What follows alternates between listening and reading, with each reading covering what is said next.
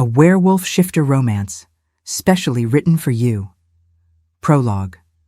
I was 18, standing in the center of the trial circle, my heart hammering against my ribs like a trapped bird. Today was my first shift. In our pack, the first shift was a holy day. It was the moment your soul took its true shape. "Do not be afraid, Sloane," Alpha Richter whispered, his hand resting heavy on my shoulder. His eyes, sharp and predatory, never left my face. "Your lineage is pure. You will be a warrior that leads us to glory." I wanted to believe him. I wanted to be the daughter my pack deserved. I closed my eyes and reached for the beast within. I expected the searing heat of a predator, the sharp tang of iron, and the wild urge to hunt. Instead, a strange, cool hum started in the marrow of my bones.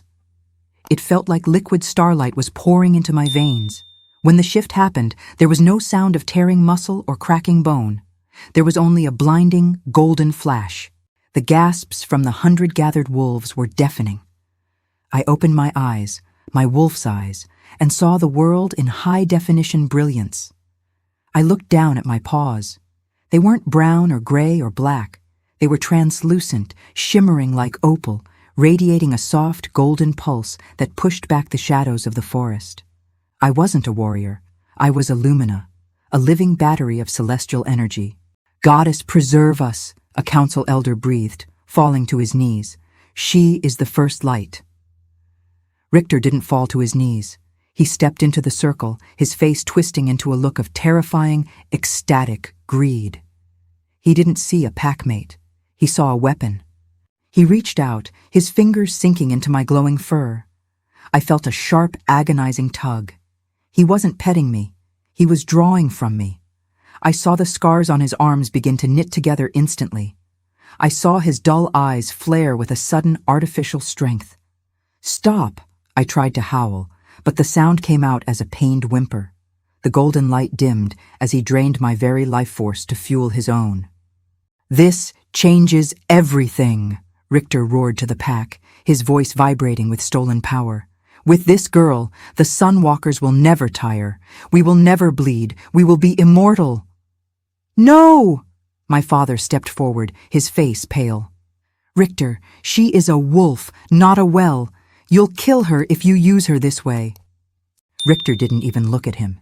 He backhanded my father with a strength that sent him flying into the stone altar. "She belongs to the pack now. Secure her." The betrayal was instantaneous. The wolves I had grown up with, the friends I had hunted with, moved toward me with iron collars and heavy nets. They didn't see Sloane. They saw a miracle they could consume. Terror, cold and sharp, overrode the pain. I didn't think. I acted. I gathered every ounce of the light Richter hadn't stolen and released it in a single, blinding burst. The scream of white light knocked the front line of warriors back. In the chaos and the temporary blindness of the pack, I turned and bolted. I ran until my opal paws bled. I ran until the honey scent of the Sunwalkers was replaced by the damp, rotting stench of the black root forest, a place where the sun never touched the ground. "Traitor!" Richter's voice echoed through the trees behind me, amplified by the energy he had stolen from my soul. "You are stripped of your name. You are an exile. Hunt her down. If she will not be our light, she will die in the dark."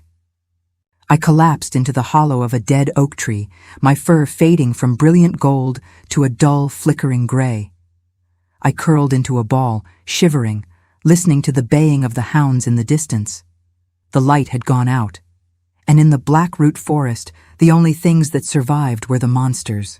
Welcome back to Lily's Heart Tales, my lovely listeners.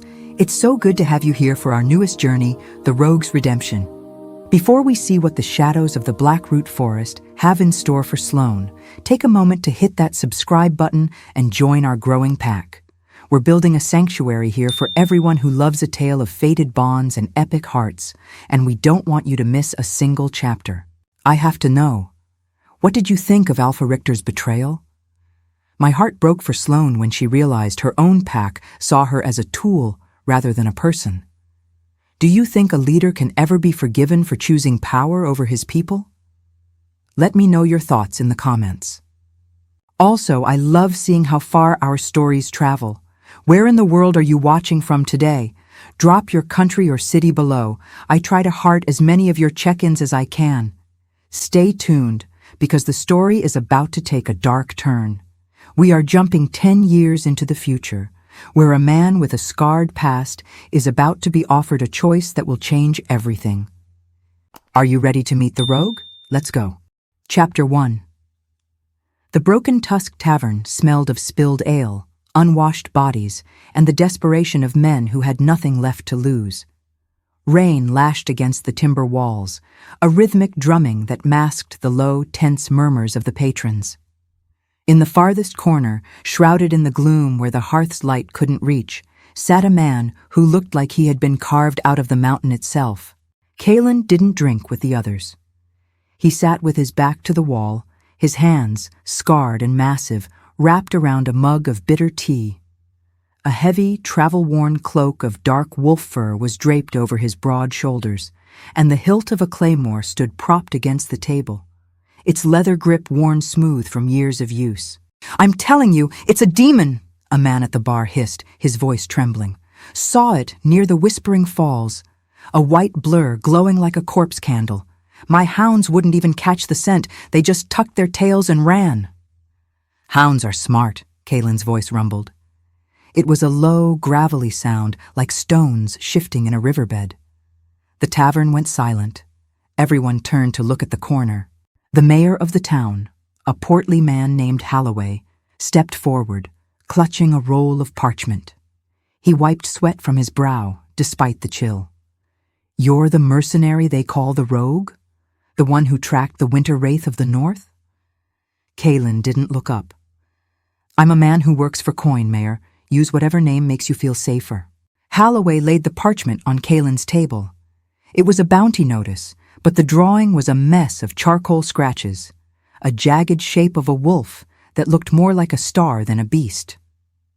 500 gold pieces, Holloway whispered. "That's more than this village earns in a year. The white demon is killing the livestock. But worse, people are getting sick, fainting in the fields. They say the creature is a parasite, drinking the life out of the land." Kaelen finally raised his eyes. They were a piercing, icy blue, framed by a thick, dark beard and a jagged scar that ran through his left eyebrow. There was no greed in his gaze, only a deep, weary cynicism. 500 is a lot for a wolf," Kaelen said, his eyes flicking to the parchment. "It's not just a wolf," the mayor insisted. "The Sunwalker pack from the south sent a messenger. They want its head. They say it's a Lumina, a corrupted spirit that escaped their justice. They'll pay half the bounty just for its location, and the other half when it's dead." At the mention of the Sunwalkers, Kaelen's jaw tightened. He knew that pack. He knew their reputation for shining perfection and the rot they hid beneath their gold-trimmed banners. "I don't work for packs," Kaelen growled, standing up. He stood a full head taller than anyone in the room, his presence sucking the air out of the tavern. "And I don't hunt spirits." "Then hunt it for the village," Holloway pleaded. "If it stays, we starve. If you kill it, you walk away a rich man. Isn't that what a rogue wants?" Kaelen grabbed his claymore, the steel singing softly as he adjusted the scabbard. He looked at the rain-streaked window, toward the dark, oppressive canopy of the Blackroot forest. He didn't care about the gold. He cared about the silence. And a creature that glowed was a creature that made too much noise in a world that should stay dark. "Half up front," Kaelen said, his voice flat. Holloway hurriedly dropped a heavy leather pouch on the table. The clink of gold was the loudest sound in the room. Kaelen pocketed the coins without counting them and pulled his hood over his head. "If I'm not back in 3 days, don't send a search party. You'll just be wasting more lives." He pushed through the tavern doors, the cold rain hitting him instantly. He didn't look back. He headed straight for the tree line, where the shadows were thickest. He didn't know he was hunting a demon. He didn't know he was hunting a girl. He only knew that in the Blackroot, everything eventually met a blade. Kaelen moved through the undergrowth like a shadow, returning to its source. He didn't use a lantern. In his line of work, light was a death sentence. Instead, he relied on the dull silver glint of his claymore and the heightened senses of a man who had spent more years as a wolf than a human. He stopped near a frozen creek, kneeling in the mud. "Not a demon," he muttered, his breath hitching in the cold air. Before him was a print. It was a wolf's paw, but the edges were blurred, as if the ground itself had melted beneath the touch. Most strangely, the mud inside the print was crystallized, glowing with a faint, dying violet hue. It wasn't the footprint of a parasite. It was the footprint of something leaking life. He followed the trail deeper into the dead zone, where even the crickets had stopped chirping. Suddenly, the air changed. The smell of rot and damp earth was cut by a sharp, electric sweetness, like the air right before a lightning strike. Kaelen unsheathed his blade. The steel hummed. He rounded a massive, moss-covered crag and froze. In a clearing of white dead grass, the monster was waiting. But it wasn't a beast of shadow and fang. A wolf sat shivering against the roots of a hollow oak. Its fur was the color of a bruised pearl, shimmering with a rhythmic golden pulse that was getting slower and weaker. Every few seconds, the light would flare, illuminating the ribs sticking out from its sides and the jagged old scars on its haunches. The wolf lifted its head. Its eyes weren't red or black. They were a vast, swirling gold, filled not with hunger, but with a profound, exhausted terror. "So," Kaelen whispered, his voice cutting through the silence. "The great Sunwalker demon turns out to be a starving runt." The wolf didn't snarl. It let out a soft, broken whimper and tried to stand, its legs trembling violently. As it moved, a wave of golden energy rippled out, hitting Kaelen's chest. He expected pain. He expected his soul to be sucked dry. Instead, a sudden jarring warmth flooded his body. The old ache in his scarred shoulder, a wound from a silver-tipped arrow 5 years ago, vanished. His mind, usually clouded by bitterness and the rogue's rage, became crystal clear. The creature wasn't attacking him. It was healing him by accident. It couldn't help but give, even as it was dying. "Stop!" Kaelen commanded, stepping into the clearing. He lowered his sword. "You're burning yourself out, little light. Stop fighting." The wolf watched him, its ears flat against its head. It let out one last flickering pulse of gold, and then, with a soft thud, it collapsed. The light vanished. In the sudden darkness, the wolf's form began to warp and shrink. The fur receded, the bones snapped and reshaped in a chorus of painful cracks. Kaelen stood paralyzed as the demon disappeared, leaving behind a woman.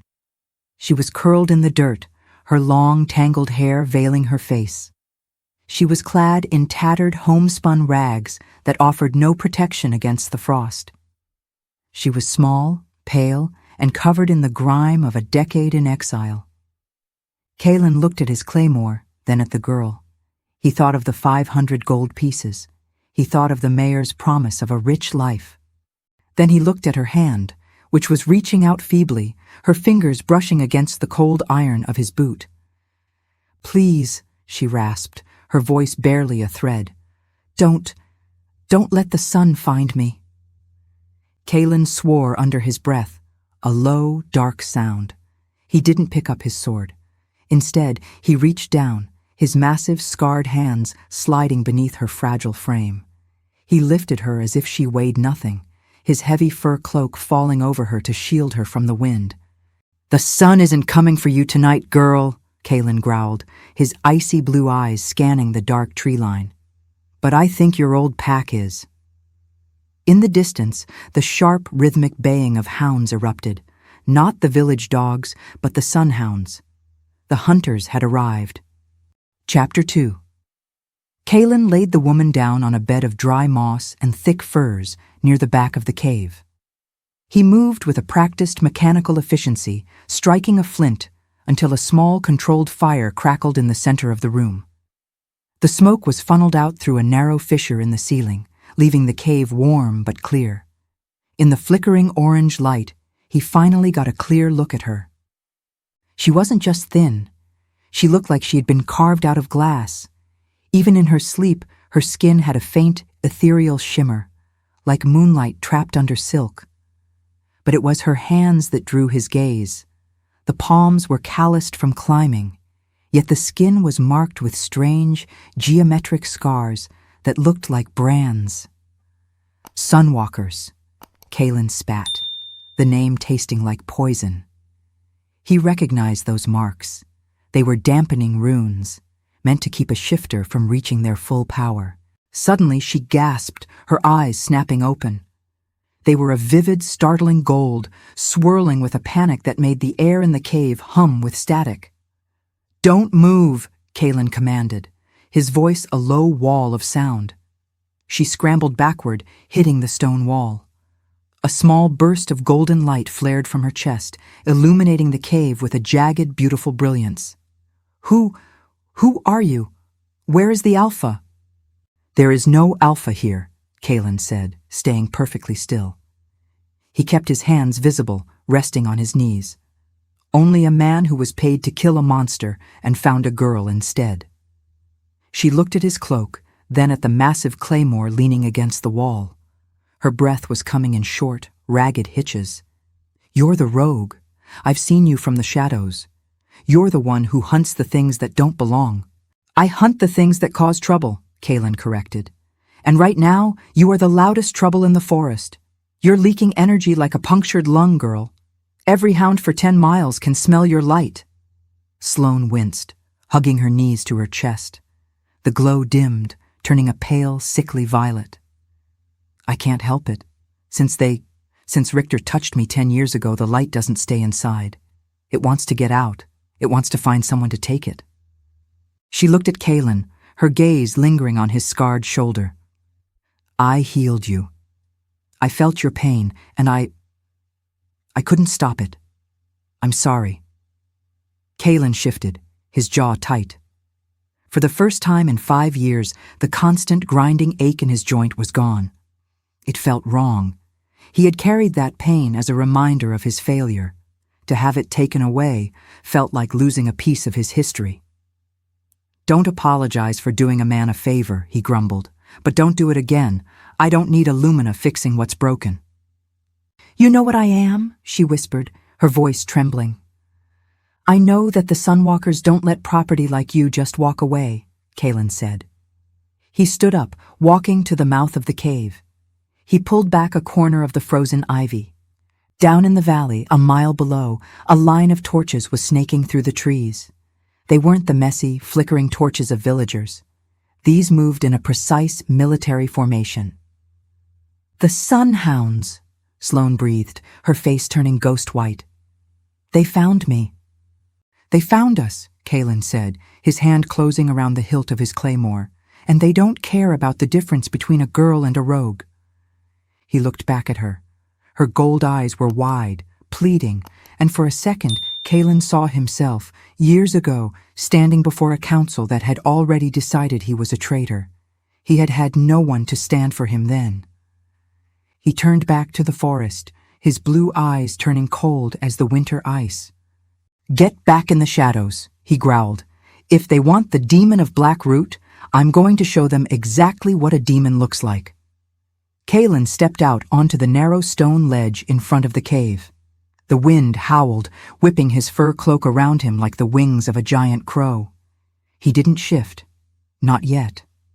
A wolf was a target, a man with a 6-foot blade, and the high ground was a fortress. "Kaelen!" a voice barked from the darkness below. It was a voice Kaelen hadn't heard in years, refined, arrogant, and dripping with false authority. A man stepped into the light of the lead torch. He wore gleaming gold and bronze plate armor over white fur. This was Commander Varric, Richter's right hand, and the man who had helped frame Kaelen a decade ago. "The village told us a rogue took the contract," Varric shouted, his eyes scanning the cliffside. "We should have known it was you, Scavenger. Step aside. That girl is the sovereign property of the Sunwalker Pack. Hand her over, and we might forget we found you out here in the dirt." Kaelen didn't answer with words. He reached into his belt, pulled out a heavy iron spike, and drove it into the narrow path leading up to the cave. He traced a line in the frost with the tip of his claymore. "This is my line, Varric," Kaelen's voice carried over the wind, low and lethal. "Anyone who crosses it stays on this mountain forever." Varric laughed, a cold, sharp sound.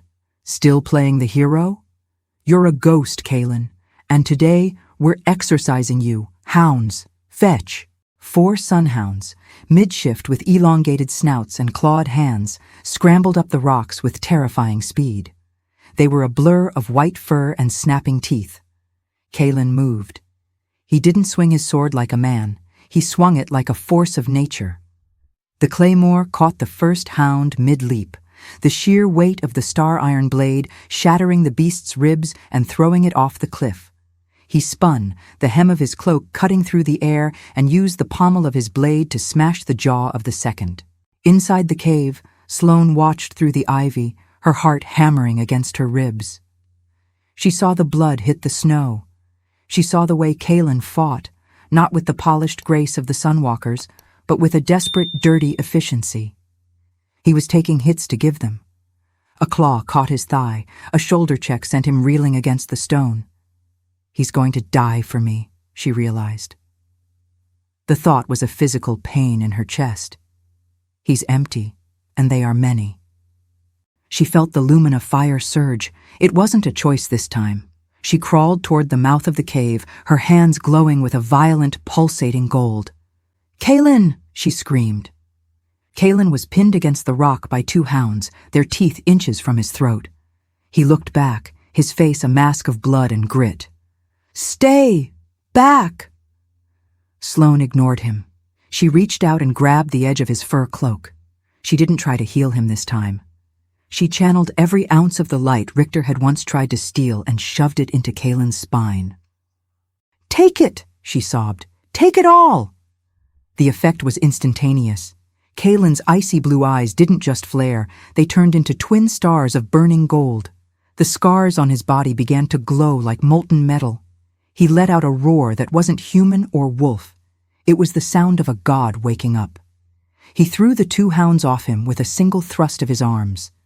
The gold energy rippled down the length of his claymore, turning the steel into a white-hot brand. He didn't just fight the next wave, he disintegrated their resolve. Every strike left a trail of light in the air.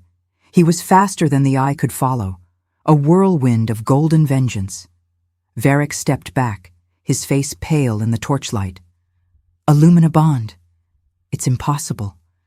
No rogue could survive that much power. Kaelen stood at the edge of the ledge, the golden light slowly receding back into his skin, leaving him steaming in the cold air. He pointed his glowing blade at Varric. "One down," Kaelen growled, his voice vibrating with the power Sloane had given him. "How many more of you want to find out what's impossible?" Varric looked at his broken hounds, then at the glowing girl behind the giant. He signaled a retreat, but his eyes promised a much larger war. "Enjoy the light while it lasts, rogue. The Sunwalker army is only a day behind us." As the torches faded into the forest, Kaelen's knees buckled. The supercharge was fading, leaving a hollow, freezing ache in its place. Sloane caught him before he hit the ground. For the first time, as they sat in the snow, the hunter and the monster were both breathing the same air, bound by a light that neither of them was supposed to have. Chapter 3. Kaelen lay motionless on the stone floor, his breath coming in shallow, ragged rasps. The glow that had turned his blade into a star was gone, replaced by the terrifying gray pallor of exhaustion. Sloane crawled to his side, her own hands shaking so violently she had to press them against the floor to steady them. "Kaelen? Kaelen, look at me." He groaned, his eyelids fluttering. When he finally looked at her, the piercing, icy blue was clouded. He tried to push himself up, but his arms buckled. What did you do?" "I saved your life," she whispered, reaching out to brush a matted lock of hair from his forehead.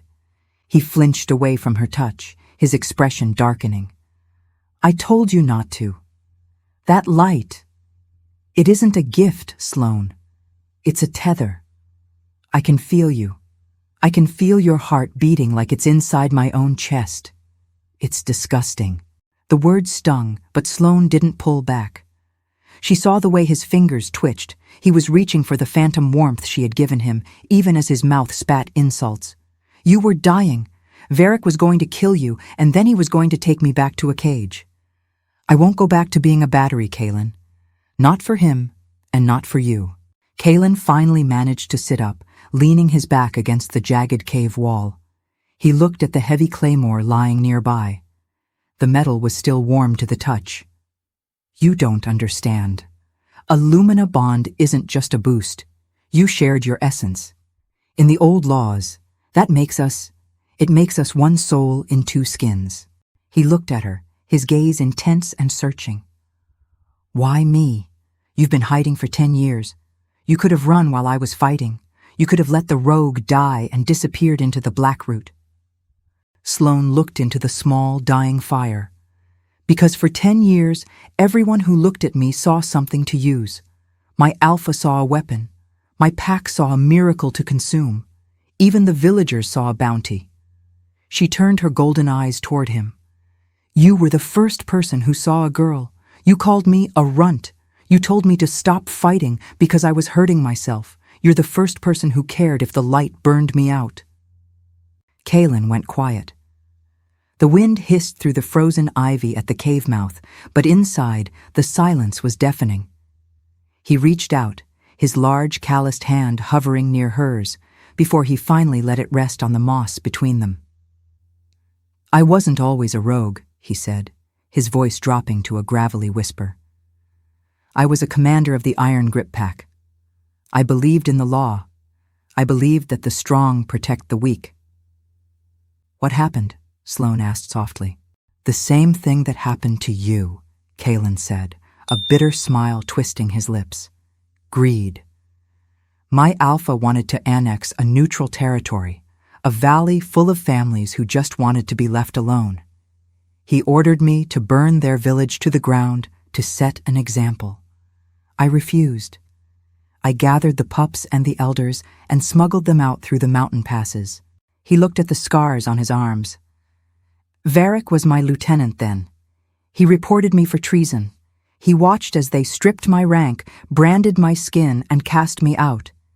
He's been chasing me ever since, trying to finish the job. Sloane felt a surge of warmth in her chest, not her own light, but a reflection of his pain. The bond was working. So we're the same, she realized. Two people the world tried to break because we wouldn't be what they wanted. Kaelen finally met her eyes, and this time, he didn't flinch. They're coming, Sloane. Varric will go back to Richter, and Richter will bring the whole Sunwalker army. They won't just bring hounds next time. They'll bring the Sun Cannons and the Silver Binders. He reached out and took her hand. His skin was rough, but his grip was steady. We can't stay here. If we're going to survive, we have to go deep, into the heart of the Blackroot, to the place where even the Sunwalkers fear to tread. The Shadow Throne? Sloane whispered, naming the legendary dark heart of the forest. The Shadow Throne, Kaelen confirmed. We're going to find the other rogues. It's time the monsters of this forest had a leader. Kaelen led the way, his claymore unsheathed and resting against his shoulder. He moved with a heavy, rhythmic grace, his senses heightened by the Lumina bond. He could feel Sloane's presence behind him, a soft, golden hum that acted as a compass in the absolute darkness. Stay close, Kaelen murmured. The shadows here have teeth, and they don't care about Sunwalker politics. Sloane pulled her tattered furs tighter. I can feel them, Kaelen. Not the hounds. Something older. It's like the forest is breathing. Suddenly, the brush to their left exploded.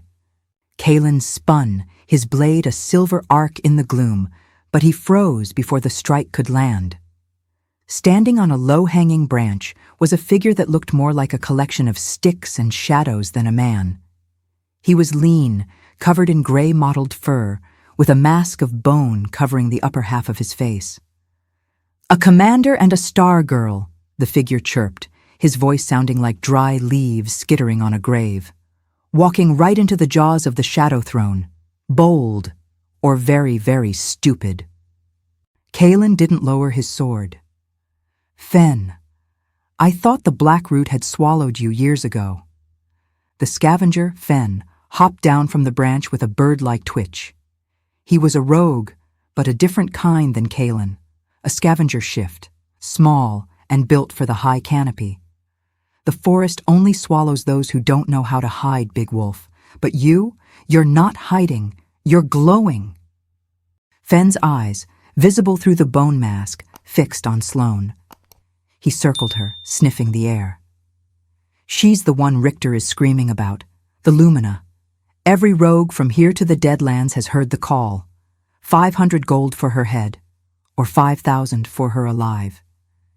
Kaelen stepped between them, his chest a wall of solid muscle. "Then you'd better start praying, Fen, because if you want her, you have to go through me." Fen cackled, a sharp, wheezing sound. "Oh, I don't want her, Kaelen. I'm a scavenger, not a suicide. But there are others. The Clouder of the Deep are already tracking your scent. They think if they deliver the girl to Richter, he'll let them return to the sunlight." Sloane stepped forward, her hand resting tentatively on Kaelen's arm to calm his rising heat. "Richter doesn't keep promises," she said to the scavenger. "He'll use you until you're dry, then discard you like he did us. You know that, Fen." Fen went quiet, his twitching movements stilled by the honesty in her voice. He looked at the Lumina bond, the faint golden thread of light that connected her hand to Kaelen's skin. "The forest is changing," Fen whispered, more to himself than them. "The shadows are getting restless. If you want to reach the Shadow Throne before the Sunwalkers burn this place down to find you, you'll need a guide who knows the blind paths." Kaelen narrowed his eyes. "And what's your price, Fen?" "A seat at the table," Fen said, his voice suddenly losing its playful edge. "When you take the throne, when the rogues finally have a king who doesn't treat us like trash. I want to see the sun again, Kaelen, without being hunted." Kaelen looked at Sloane, then back at the small, bone-masked rogue. He extended a hand. "Lead the way, scavenger. But if this is a trap, my blade will be the last thing you see in the dark."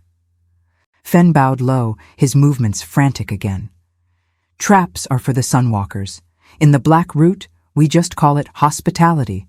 Follow me, and don't step on the blue moss, unless you want the trees to eat your boots." As they followed Fen into the deepest thicket, the air grew colder. The war wasn't just coming, it was already being fought in the silence of the trees. Chapter 4. Fen led them into a wide subterranean amphitheater formed by the colossal roots of the great tree. Torches made of blue-burning resin cast long, flickering shadows against hundreds of scarred faces. "Who brings a Sunwalker prize into our sanctuary?" a voice boomed, echoing like thunder. From the darkness emerged a man almost as large as Kaelen. His skin was a map of burned scars, and he wore a necklace made of silver-inlaid wolf fangs. This was Bane, the self-appointed warlord of the Shadow Throne. He was a pit-fighter shifter, bred for violence, and he had ruled the outcasts through fear for 7 years. "I bring Kaelen," Fen chirped, though he hid behind a root. "And the Lumina." Bane's eyes landed on Sloane. A low, hungry murmur rippled through the gathered rogues. "The girl who can heal with a touch," Bane sneered, his lip curling. "Richter's gold is heavy, Kaelen. Why shouldn't we just trade her for a pardon and enough meat to last the winter?" "Because you're not a lapdog, Bane." Kaelen stepped forward, the heavy thud of his boots silencing the crowd. "And because Richter won't stop at her. Once he has the Lumina, he'll burn the Black Root to the ground to ensure no rogue ever rises against him again." "Big words for a man who's been hiding in a cave," Bane growled. He stepped into the center of the circle, drawing 2 jagged bone daggers. In the Shadow Throne, we don't follow titles or memories. We follow the strongest pulse. You want to lead? You want us to die in your war? Prove your pulse is stronger than mine. The rogues began to howl, a discordant, haunting sound that vibrated in Sloane's bones. Kaelen, no, Sloane whispered, grabbing his arm. He's fresh. You're still recovering from the bond. Kaelen looked down at her. The golden spark in his eyes hadn't fully vanished. He squeezed her hand briefly, a silent promise, then handed his fur cloak to her. The Shadow Throne only respects what it fears. Stay back, Sloane. Kaelen stepped into the circle. He didn't draw his claymore. To use a star iron blade against a brother rogue would be an insult. Instead, he let out a low growl, and his body began to shift, not into a full wolf, but into a half-form. His muscles swelled, his fingernails lengthened into obsidian claws, and his face took on a predatory, lupine edge. Bane lunged with the speed of a viper. The fight was a blur of gray fur and red blood. Bane was faster, his daggers carving shallow lines across Kaelen's chest and shoulders. But Kaelen was a mountain. He took the hits, moving with a grim, stoic determination. "Is that it?" Bane taunted, leaping onto a root and diving down for a killing blow. "The great commander has grown soft on girl magic." As Bane descended, Kaelen's golden eyes flared. He didn't move away. He moved in. He caught Bane's wrists in midair with a grip like iron vices. The Lumina bond hummed. For a split second, a shockwave of golden light erupted from Kaelen's touch. It wasn't an attack. It was a surge of pure, raw power that overwhelmed Bane's senses. Kaelen slammed Bane into the dirt, pinning him down with a knee to the chest. He bared his fangs inches from Bane's throat. "The girl isn't a prize!" Kaelen roared, his voice shaking the cavern. "She is the spark! Look at yourselves! Look at your scars! You've been waiting for a reason to fight back. And she is it. If you want to stay in the dirt, follow Bane. If you want to take back the sun, follow me." The silence that followed was absolute. Bane looked up, the reflection of Kaelen's golden eyes mirrored in his own. He felt the residual warmth of the Lumina energy, the first time in years his own old burns hadn't ached. Slowly, Bane lowered his daggers. "The light, it doesn't just burn," he whispered. He lowered his head in submission. One by one, the other rogues, the broken, the exiled, and the forgotten, dropped to their knees. "The Shadow Throne is yours, Commander," Bane said, his voice thick. "Tell us who to kill." Sloane stepped into the circle, her own light glowing softly as if in response to their loyalty. She looked at the sea of outcasts. They weren't monsters. They were an army. Chapter 5. From the high canopy, Fenn's frantic whistles signaled the nightmare's arrival. Kaelen and Sloane stood on the perimeter of the Shadow Throne, looking out toward the southern tree line. "They're not just here to hunt," Kaelen whispered, his hand tightening on the hilt of his claymore. "They're here to erase us." Emerging from the fog were the sun cannons, massive, brass-bound contraptions pulled by teams of armored oxen. At their centers sat massive, concave mirrors focused on a core of unstable solar crystals. They were siege engines designed to burn through the thickest bark and the strongest hides. Behind them stood the Sunwalker Legion, 500 warriors in gold-plated armor, their banners snapping in the wind. At the head of the formation sat Alpha Richter on a massive black horse, his eyes fixed on the dark heart of the forest. "Release the first flare," Richter commanded. A sun cannon hummed, a high-pitched, agonizing whine that made every wolf in the forest howl in pain. Then, a beam of concentrated white-hot energy erupted. It sliced through a 1,000-year-old redwood as if it were dry straw, the wood exploding into a pillar of fire. "They're burning the forest down to smoke us out," Bane growled, stepping up beside Kaelen. His rogues were restless, their primal instincts screaming at them to run from the fire. "Let them burn the edges," Kaelen said, his voice a calm anchor in the rising panic. "The Black Root is deeper than they know. We don't meet them in the open. We don't fight their lines." He turned to the gathered rogues, men and women with mismatched armor and scarred faces. "Bane, take the pit fighters.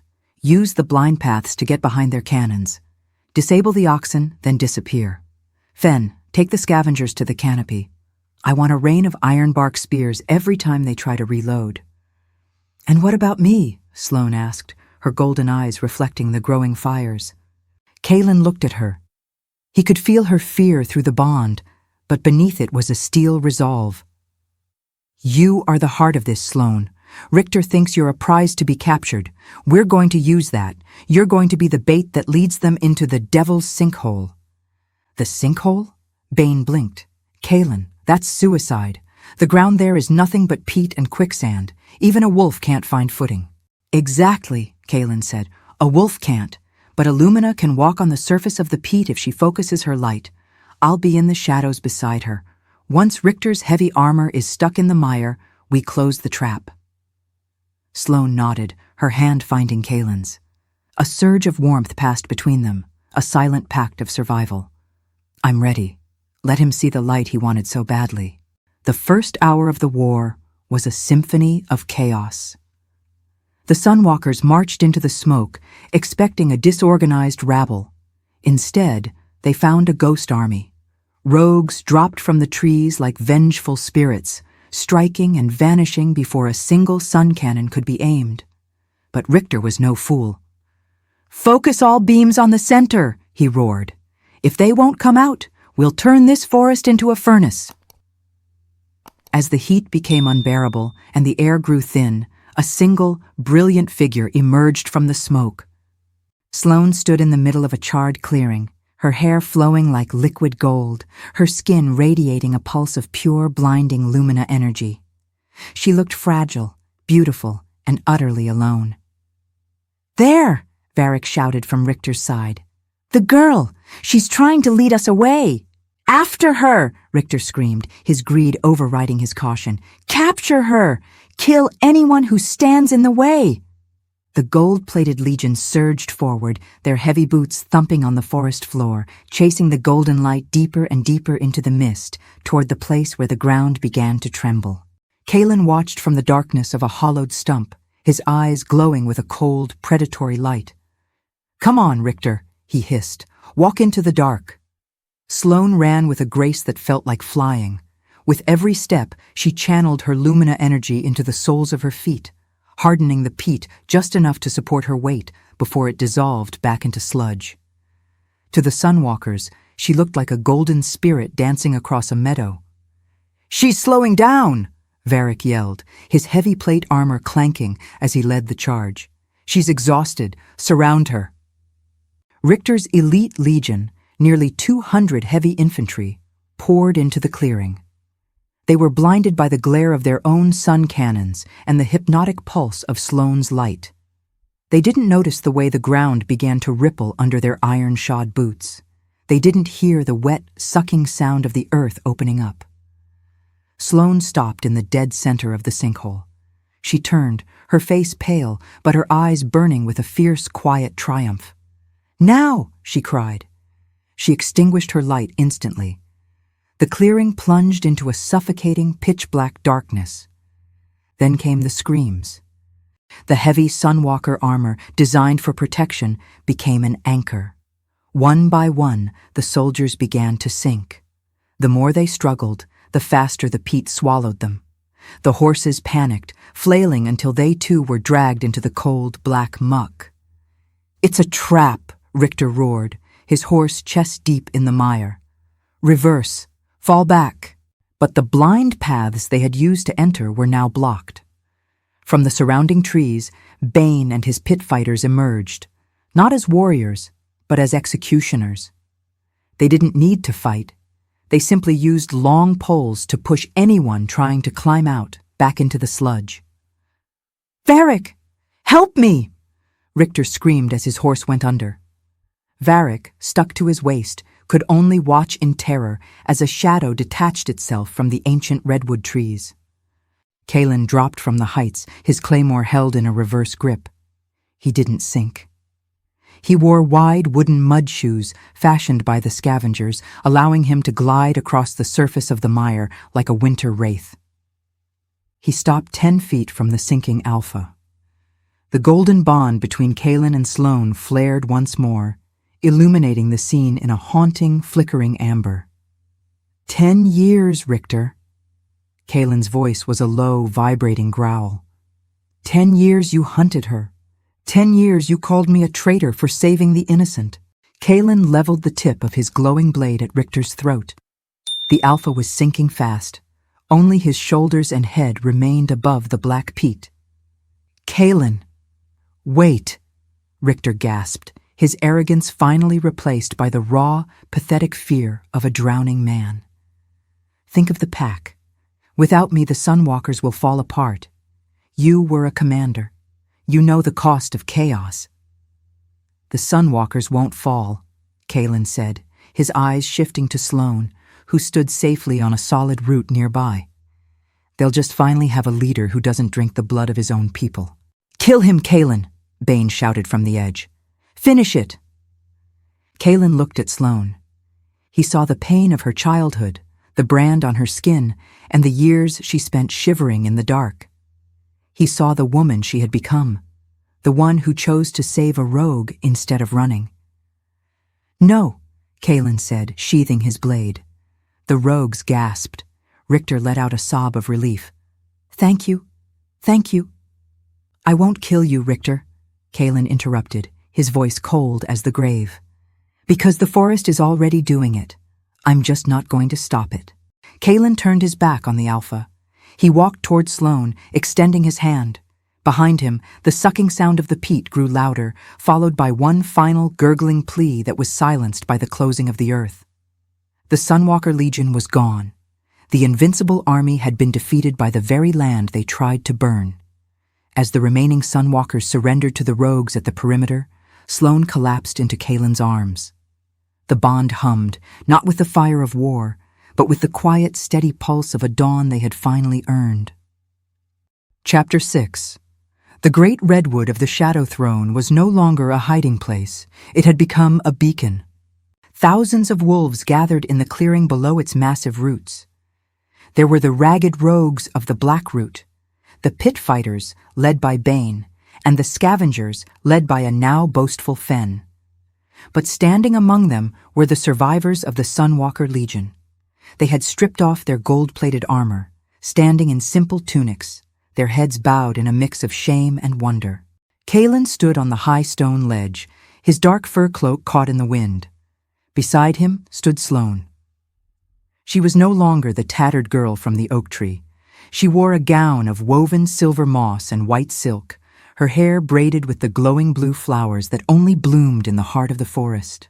Bane stepped forward, holding a circlet of star iron, forged from the remains of Kaelen's broken practice blades. We lived in the dark because we were told we were darkness, Bane's voice carried through the silent woods. We were exiles, traitors, and monsters. But the light didn't come from the sun today. It came from us. He turned to Kaelen. Commander, you led us when we had no path. He turned to Sloane. Lumina, you gave us heat when we were frozen. He held the circlet high. Will you lead the united pack of the shadows? Kaelen looked at Sloane. For the first time, the icy blue of his eyes was warm. He took the circlet, but he didn't put it on his own head. He knelt, placing it upon Sloane's brow. I am a soldier, Kaelen said, his voice a deep, resonant rumble that made the ground tremble. I can defend a kingdom, but I cannot give it a heart. The throne belongs to the light. Sloane took his hands, pulling him up until they stood eye to eye. She reached out, her fingers grazing the circlet, and then she moved it, resting it between them both. There are no more alphas, Sloane declared, her voice ringing with a power that was no longer a leak, but a flood of authority. There are no more omegas. From this day forward, we are the pack of the twilight. We will live in the shadows to protect the light, and we will use the light to guide those lost in the shadows. She raised her hand, and a pulse of pure golden brilliance erupted from her palm. It hit the great redwood, and suddenly the entire tree began to glow. Every leaf, every root, every branch turned into a living lantern. The wolves below let out a howl, not of war, but of a fated, ancient joy. The epilogue. 3 years later. The Blackroot Forest was no longer a place of fear. It had become the Silver Sanctuary. Travelers spoke of a hidden kingdom, where the trees glowed with a soft pulse, and the wolves spoke with the wisdom of the stars. In a small garden at the base of the great tree, a young girl with chestnut hair and bright, curious eyes chased a small white wolf pup through the grass. Kaelen sat on a stone bench, cleaning a much smaller wooden sword for the girl. He looked older, his beard streaked with a bit of gray, but the hardness in his face had melted into a deep, quiet peace. Sloane walked out from the tree's archway, carrying a tray of tea. She stopped, watching the girl and the pup. She felt a familiar hum in her blood, the Lumina bond. It was no longer a tether of survival. It was a bridge of love. "She has your eyes, Kaelen," Sloane whispered, leaning her head against his shoulder. "And your light," Kaelen replied, catching her hand and kissing her knuckles. In the distance, the sun began to set, but in the heart of the shadows, the day was just beginning. The light didn't come from above anymore. It came from within. And so, the hunter and the light found a home where neither had to hide again. Thank you for joining me for this journey of the rogue's redemption here on Lily's Heart Tales. If Kaelen and Sloane's story reminded you that even the darkest places can bloom, please leave a heart in the comments. Don't forget to subscribe for our next tale of fated love. Until then, keep your heart open and your light bright.